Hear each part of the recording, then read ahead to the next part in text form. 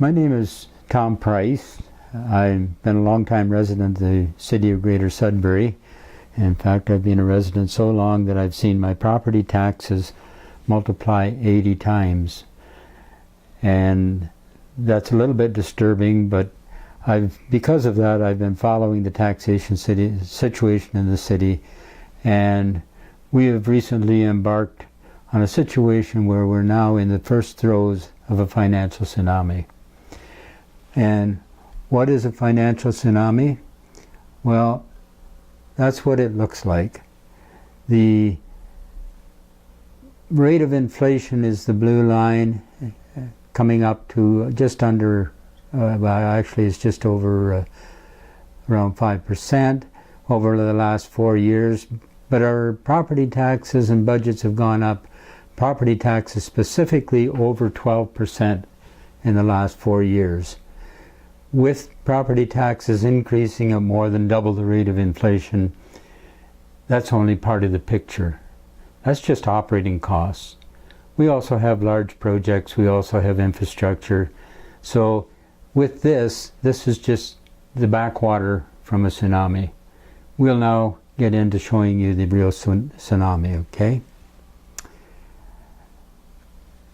In order to see what kind of a situation we're in, I thought it best that we evaluate the performance of the City of Greater Sudbury Council. And the only way to evaluate their performance is to see how well they're performing their job as defined by the Ontario Municipal Act, where in Section 224 it states it's the role of council to represent the public, consider well-being and interests of the municipality, and to maintain financial integrity of the municipality. The reason it says "and" here is there are a number of other issues as well that it's the role of council to do, but for the evaluation of performance, we'll consider these two. The others are mostly bureaucratic administrative issues. I would, though, like to just put a note of appreciation for the many people who've helped me put this together, and thank them very much for their assistance and interest in the health of our community. To do the evaluation, I've gone to the Government of Canada, Stats Canada, for population demographics and inflation cost of living rates, Bank of Canada for interest and amortization rates, to the Government of Ontario for the Municipal Act, Ministry of Finance for growth forecasts, City of Greater Sudbury, the annual budgets from 2003 to 2018 inclusive, large projects data from the city, reports, and there's miscellaneous ones that I have referenced material out of, but everything statistically within this presentation has come from those sources.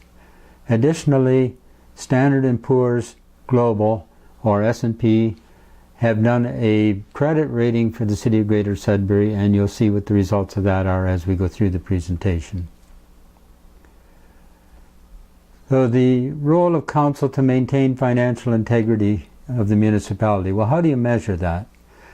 Well, if you measure performance, you have a bottom-up ratepayer metrics where the ratepayer evaluates performance of council starting from the bottom of this triangle or inverted pyramid and going up. Unfortunately, most councillors, the mayor, city staff, believe that performance is measured from the top down, and therefore they basically look at cost increases in city budgets. That's not the way the ratepayer sees it. The ratepayer sees it from bottom up. The first clue that they have that the council is not performing very well is wasted taxes. That gets their attention. They then look at double billings, needs versus wants, all the way up until they get up to here where cost increases versus income and inflation supersedes the councillor belief of just cost increases. So based on this type of performance review, I'll now go through the rest of it. Annual percent budget change over the last 4 years. What's interesting here is that these have changed at the rates shown here. Our actual property tax and budget went up by went up by more than 4.5%, about 4.25%, I guess. But inflation hasn't kept pace with the budgets. or property taxes. So took a look at that, and herein is the annual operating budgets in millions. The posted budget values are here. 2014 was 502 million, going all the way up to 2018 at 462 million. Those are the budget values. However, if you look at the rates of increase that I've shown up here, these don't match the percentage differences down here, or down that they present, sorry. For example, between 2017 and 2018, they show a 3.5% increase. But that 3.5% increase isn't from the 2017 budget. It's from an adjusted budget after the approved budget. And the adjusted budget was 541 million. Further to that, in preparing the 2018 budget, they showed an actual of 554 million. So what I have done for the purpose of this is I've compared posted budgets. These are the ones that were approved by council.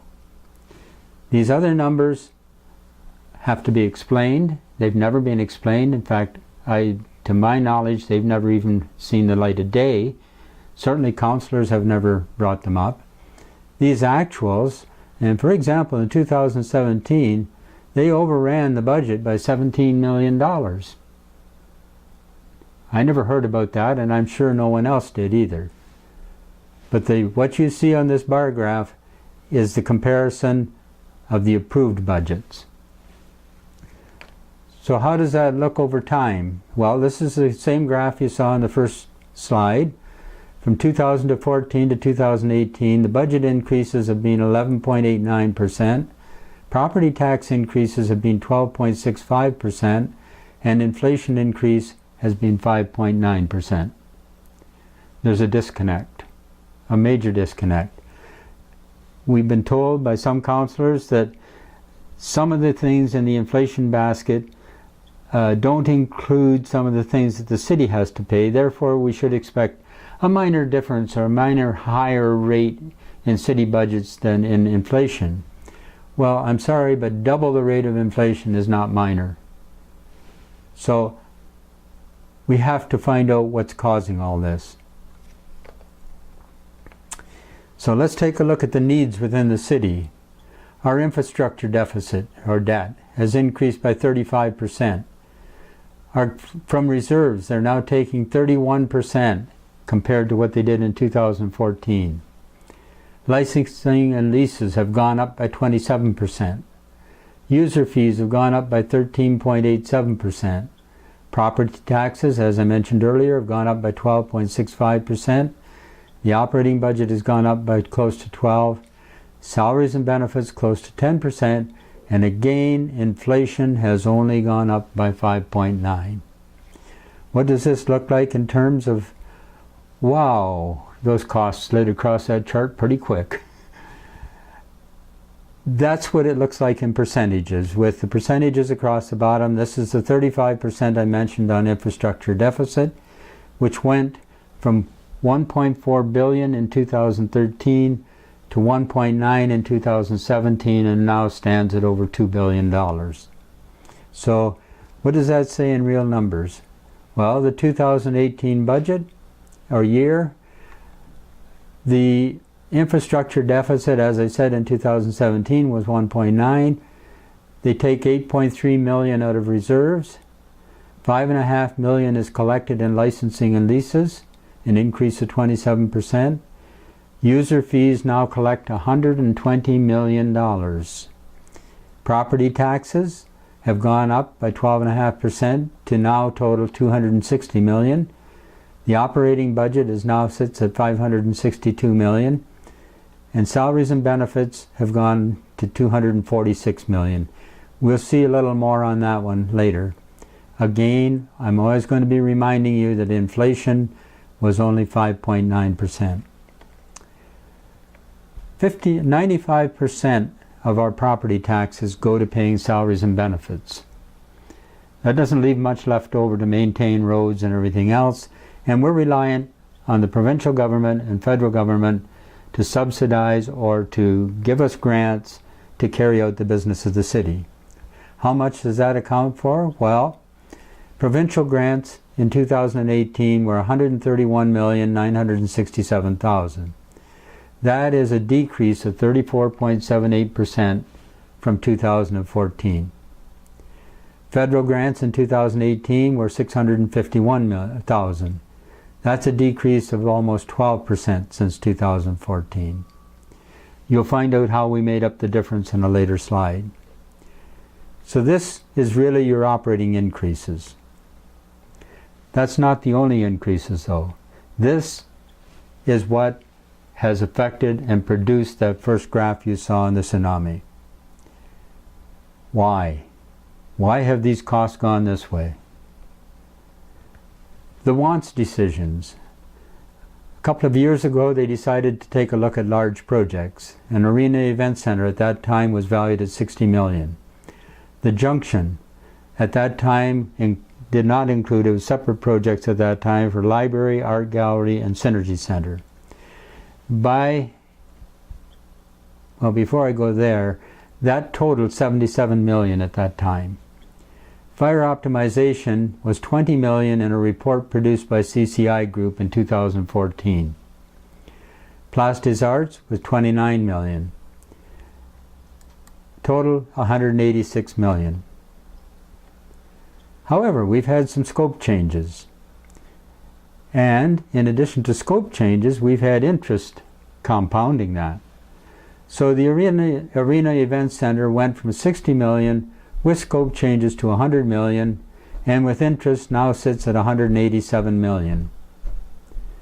The Junction, they combined all three projects to get economies of having them combined and increased the cost to $125 million.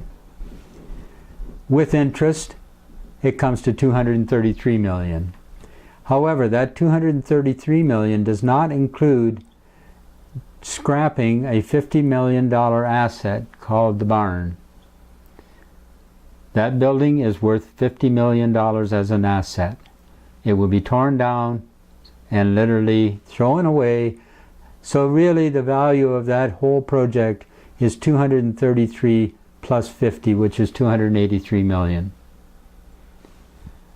Fire optimization went from $20 million by the CCI Group in 2014 with scope changes to $90 million and adding interest to $155 million. These are not my numbers. These come out of the fire optimization plan. Those numbers were in the fire optimization plan, which incidentally is not dead. All council did was not receive the report. They did not kill the work that's going on that project. Place des Arts. Scope changes have brought it up to $34 million. This includes work that's required off-site. They are maintaining that they're still at $29 million, but there's lots of work required off-site for parking, for access to parking, property values, and a number of other things. With interest on that brings it to $64 million.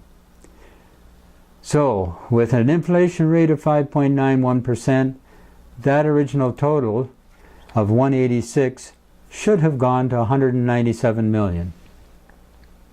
With the scope changes, it went to $349 million. And when you add in interest for all those projects, it brings it to $639 million. So from $186 million, we're now sitting at $639 million for those large projects. And interest rates are rising. You'll see a little bit more on that later. Again, why? Why are these things ballooning in cost the way they are? Well, there's two ways of doing estimates. One is to do a top-down estimate. And basically a top-down estimate is based on a group of people getting together and reach a consensus on what they think it'll cost. In other words, an arena event center, oh yeah, it should cost $60 million. Agreed. $60 million, well, even though you can get a plus 60% accuracy on that, that's not too bad, I guess, for feasibility studies and conceptual phases of a project. Certainly not budget. And these are standard estimating techniques that many people across North America use, and Europe. So based on that, they decided an arena would cost $60 million. Without even going beyond this degree of estimating, the arena now sits at $100 million. We haven't even gone to a good budget yet. However, a bottom-up estimate starts here with work breakdown structure packages that can be costed out fairly accurately. Parametrics, which means that you go out and you get comparable prices on other things where you know the cost, and you use those to build your cost structure. That usually will bring your cost or your estimate accuracy to a plus 30%, and if you've done a good job in here, budget estimates in industry will typically plus or minus 15%, which means it isn't going to overrun by more than 15%. This is a very loose accuracy. However, you can use that for budgeting. That's not how we're doing it at the city. We're using this. Additional to that, when you're doing estimating, you need to separate the needs or the mandatory work from the wants and discretionary work. If your needs or the mandatory work that you have to do to protect your assets eats up your whole consensus agreed budget, you have no room left for discretionary. This isn't done. In fact, right now we're working on discretionary projects at the expense of needs. The 60% you saw on the previous slide, none of those projects, when you define the scope, came in at less than 60% higher than the original number.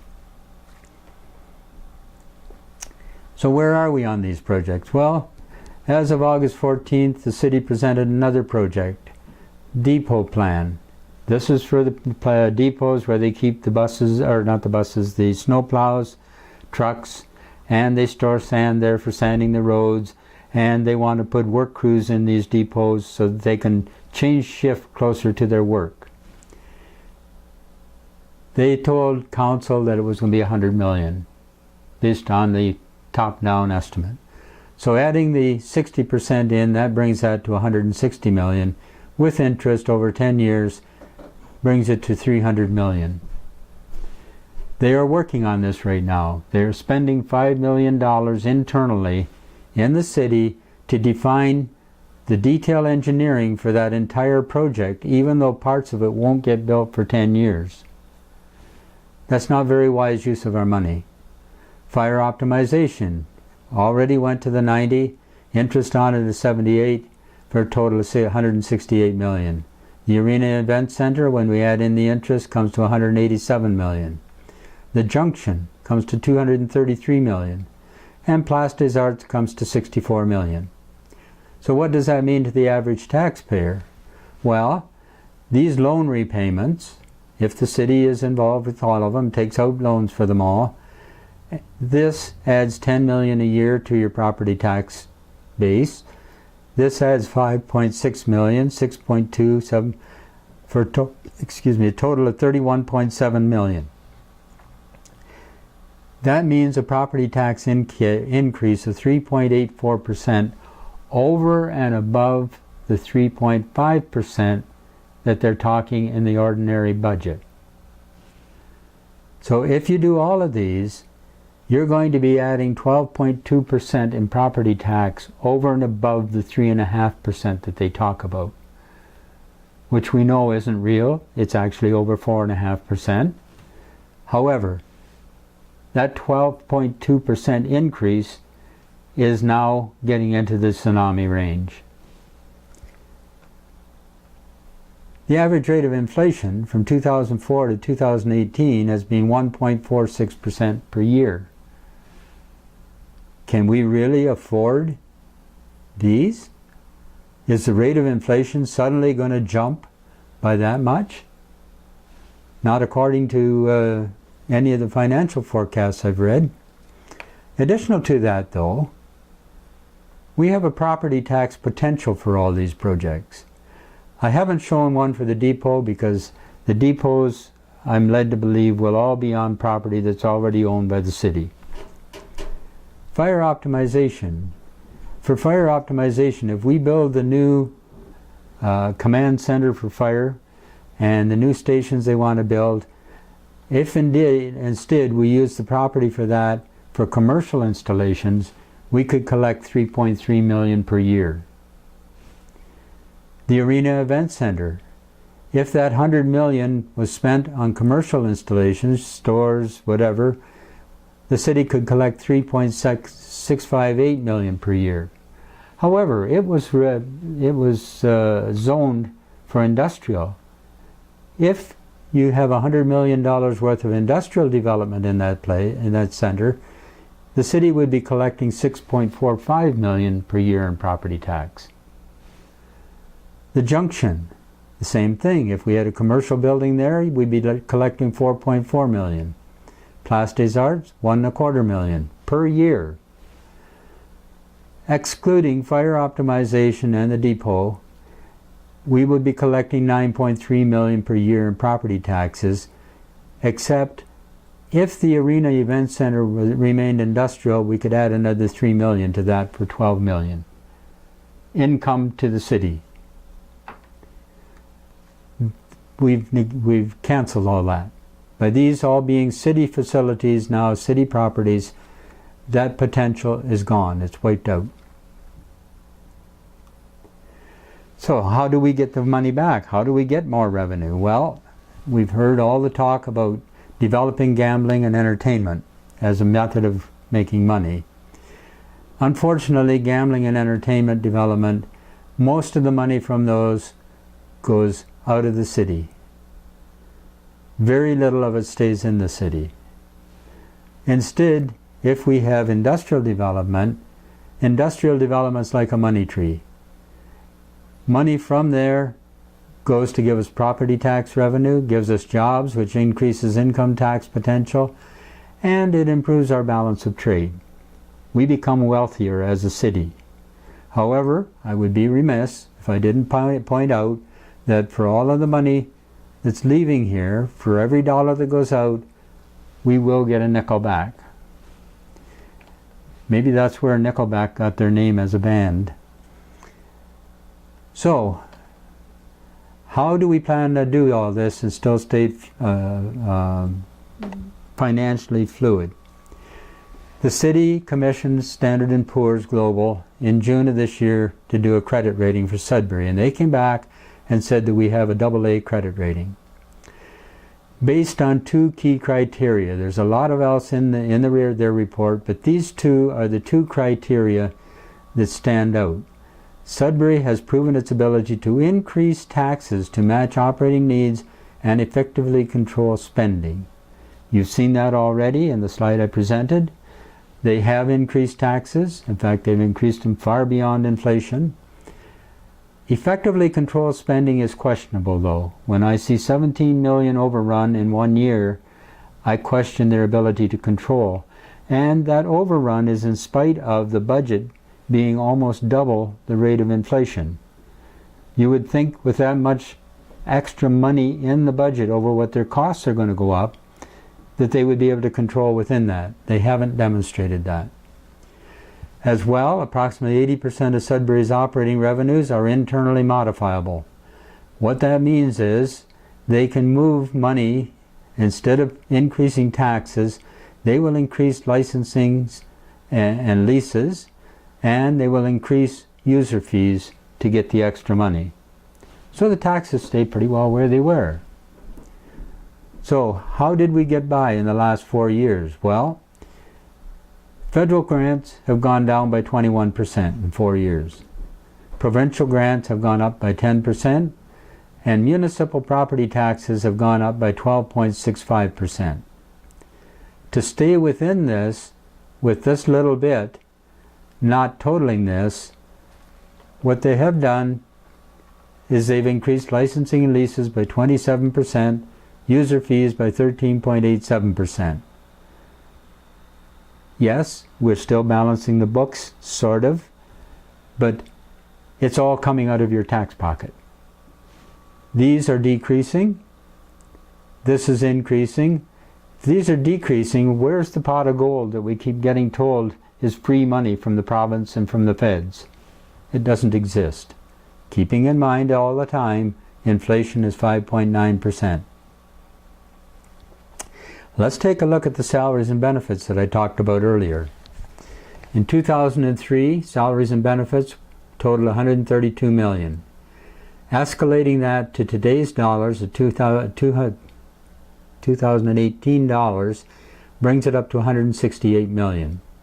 However, the 2018 budget is $246 million. Okay, how did that happen? Well, the green is 2003, the red is 2018 in terms of equivalent workforce. That's the number of hours divided by 2,000 working hours per year. So, if this is 1,800 full-time employees, this is now just under 2,000 full-time employees. And so forth down. And it doesn't look too bad when you look at it in that respect. In fact, it looks, so where's the big difference? So this is what has happened. We have increased our full-time by 10%. We've decreased the crews on the ground by, well, then I'll get to the number, maybe I should put the numbers up now. We've increased our full-time by 186 bodies. At the same time, we decreased our crews, work crews, out there patching potholes by 185. We've decreased the equivalent overtime bodies by 3. We've added 109 part-time, equivalent part-time employees. Volunteers in 2003, they budgeted for 355 volunteers. 2018 we had 270. That's equivalent, when you take the man hours divided by 2,000, that's the equivalent of getting rid of 5 people. Total, we've increased our total workforce by 102 people. That is 4.4% of our total employment. However, that requires a 46% increase in cost. Don't ask me to explain why. I can't. That 46% increase is from the 2003 escalated to 2018. So how do you get a 46% increase when you've only added 4% bodies? That's the question you'll have to ask existing counselors. And for new counselors looking at having the job, you've got a job ahead of you. Where are we going to get the money? Well, Stats Canada does surveys and census every 4 to 5 years.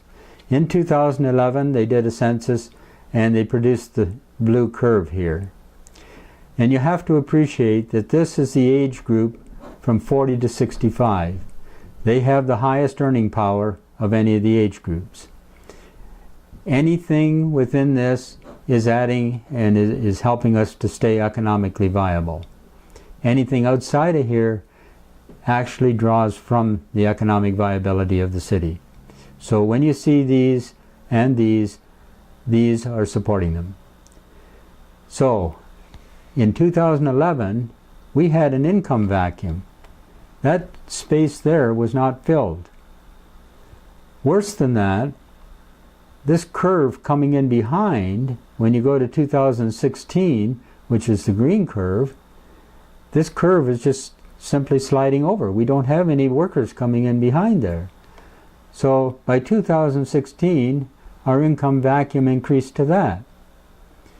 By 2011, our vacuum will increase again, and we'll be short that many high-paid, high disposable income workers in this city, because there's none coming in here to pull that curve up again. These are riding the bottom of that group. What does that mean in real numbers? Well, ages 20 to 40, we've added 391 since 2011 for a less than 1% increase. Those are the middle and medium, marginal middle incomes, minimum wage, marginal middle. The 40 to 65s, we've lost 1,630, or a decrease of 2.75%. There is growth in the city. The 6,500, or 42%. However, these are all on fixed or indexed income with a few independently wealthy, good financial advice that aren't suffering from the fixed and indexed income situation. The Ontario Ministry of Finance predicts minimal growth until 2040. These numbers and this forecasting was confirmed as late as in August by the Conference Board of Canada. As well, the plus 65s, the 30,140 exceeds the minus 15s, which is only 25,575. That means that the group following in behind here is even less than this. We don't have a good outlook with our labor availability. We need jobs. We need high-income workers. We don't have it, and it's not predicted in the forecasts. So what's happening here in the next 4 years?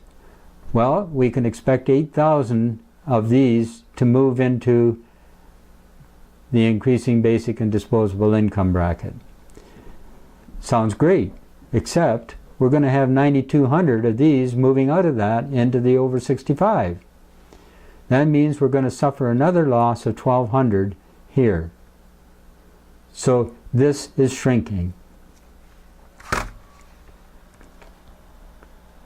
So, looking at the financial integrity of the community, municipality, 2014 to 2018 decisions by this council have meant that our operating budgets have increased by more than twice the cost of living. Our large project budgets are totally out of control. Our infrastructure assets are deteriorating unaddressed. Municipal services have been shrinking in order to support operating budgets that are growing. The reality of our financial situation, though, is that our 20 to 40-year-old cohort is stagnant, our 40 to 65-year-old cohort is shrinking, and our 65 to 85-year-old cohort is booming. The low-income guys are really increasing at an impressive rate. So if we go back to the bottom-up ratepayer metrics, and as I indicated in the earlier slide, the ratepayer has to measure council performance from the bottom up, and will do so automatically. For example, wasted taxes. Well, that's been raised several times in this council. Nothing's been done. We're still wasting at an alarming rate. Double billings has been raised. We used to get our fire services paid for out of property taxes. Now, if you have a fire, they will bill you for the fire engines and the fire crew that comes out to fight the fire in addition to your property taxes. Needs versus wants. Well, very little of this council's performance has addressed needs. They have been obsessed with the wants, the arenas, the large projects.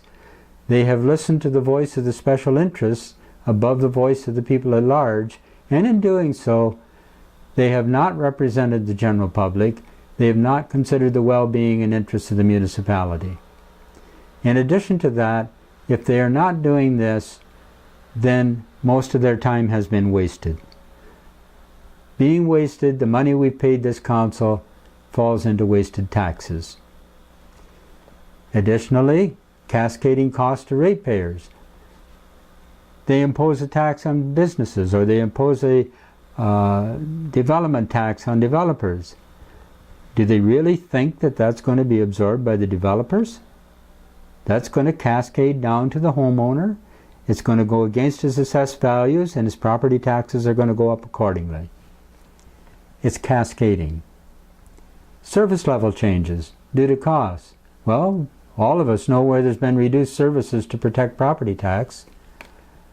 And of course, these all culminate in increased tax, or increasing twice the inflation rate, while our buying power is shrinking. We don't have the high income earners coming in. This situation is unsustainable, and this council has not maintained the financial integrity of the municipality. So how do you rate their performance? Pretty obvious. They failed. So, what's left for the ratepayer? Well, we've heard many times over the last 4 years about the vision for Sudbury. Our planning and everything else is visions. So what's the vision of the ratepayers? Well, our ratepayers have a vision of smooth financial saying, and they hope to get it through councillor selection. It's obvious from the failed slide you just saw that they didn't get it with this council. Why? Well, pretty good reasons. This is the Municipal Act about the role of council. This is the role of the head of council, or mayor. It's no accident that the Municipal Act places the role of council in Section 224 ahead of the role of the mayor in Section 225. The reason for that is the taxpayers are expected to give direction to council, council is expected to give direction to the mayor, and the mayor is expected to give direction to the city. All for the same employer, the taxpayers. This group of councillors we've just come through, as you've seen earlier, did not fulfill their mandate here, did not fulfill their mandate here, and I know there's many people out there who would also like to see an evaluation of their accountability and transparency, including the activities of senior management. I didn't include it in here because most of that is subjective, and I wanted to keep it to solid numbers. The mayor is not a debater, is not set policy, does not do any of that. That is the role of council. The mayor is there to run the meetings of council and take direction from council and make sure it gets implemented in the city. That has not been happening. However, there is one saving factor, and that's that all council positions, including the mayor, are 4-year contracted positions. Every 4 years, we have an opportunity to either discontinue the previous contract or to keep them, continue their contract, let them go ahead, and 2 councillors have been acclaimed and judged to have their contract renewed. 2 councillors have resigned, and the other councillors and the mayor are all running for renewal of their contract. If we want to change things as a city, as ratepayers, we need to seriously consider how that council has done in their job description, and are there better candidates out there running now who can fulfill this? What has our mayor done? And are there better candidates out there now to fulfill his mandate?